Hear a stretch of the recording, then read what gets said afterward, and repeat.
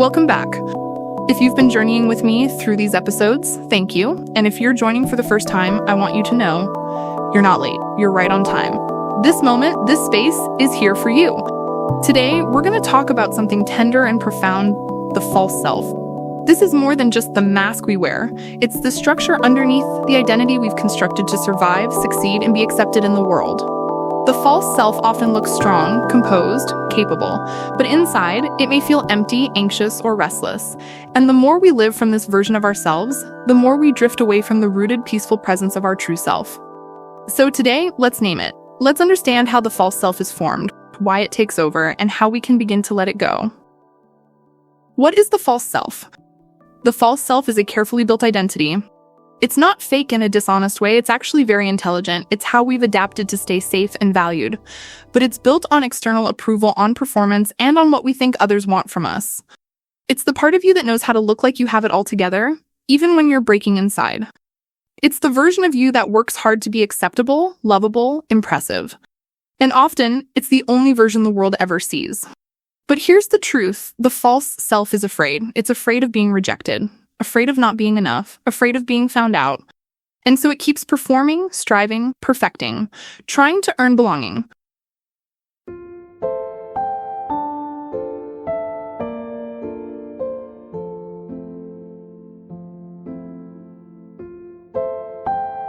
How the false self is formed. It begins early. As children, we all have basic emotional needs to be seen, heard, soothed, and safe. When those needs are unmet, or only conditionally met, we begin to shape ourselves into what we believe will get us love. We learn to be the good one, the smart one, the strong one, the quiet one. We overdevelop some parts of ourselves and push down others. We disconnect from our raw, honest feelings and start managing our image instead. And slowly, without realizing it, we start believing this constructed identity is who we are. Signs you're living from the false self. Here are some quiet signs that the false self is leading your life. You feel pressure to always seem fine, even when you're not. You often feel like an imposter, even when you're successful. You struggle to say no or set boundaries. You crave validation or fear disappointing others. You feel disconnected from your emotions. You sometimes feel hollow or numb inside. These are not flaws, they are signals, gentle messages from your deeper self, asking to be reclaimed.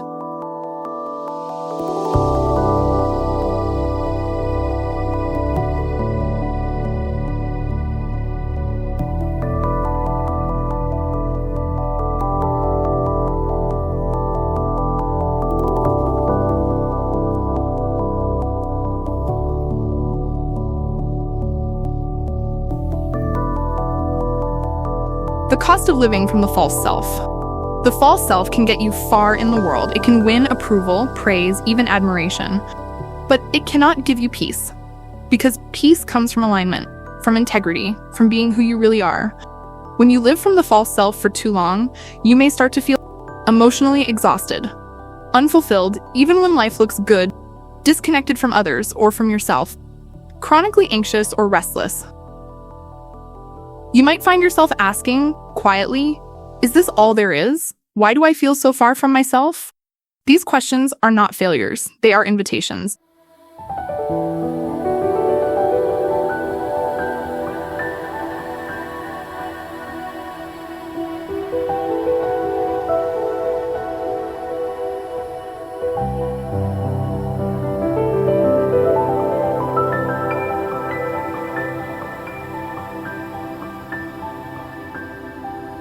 Beginning the return. So how do we begin to loosen the grip of the false self? With compassion, with awareness, with honesty.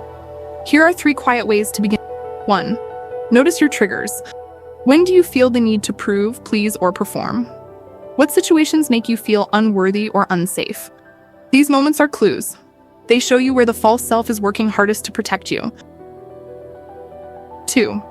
Make space for the parts you've hidden.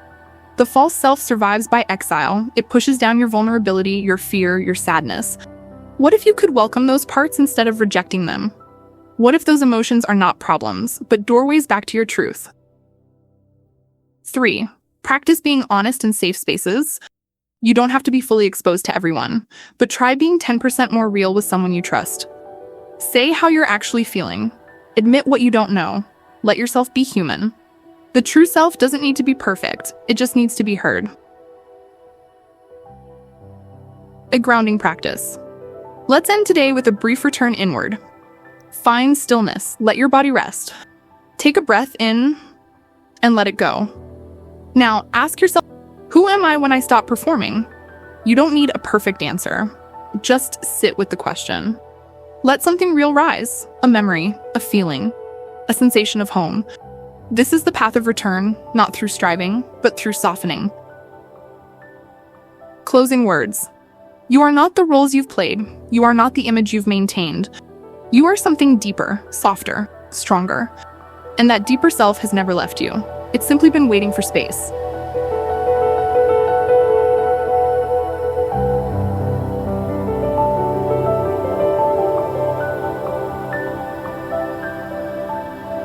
In our next episode, we'll explore how to begin living from your true self practically, gently, and consistently.